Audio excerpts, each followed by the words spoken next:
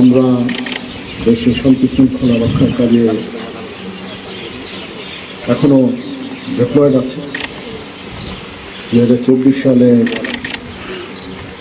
20শে জুলাই থেকে আমরা এই কাজ করে যাচ্ছি, এখনো আছি। এখনো 16-17 হাজার সারা বাংলাদেশের 62টা জেলায় আছে।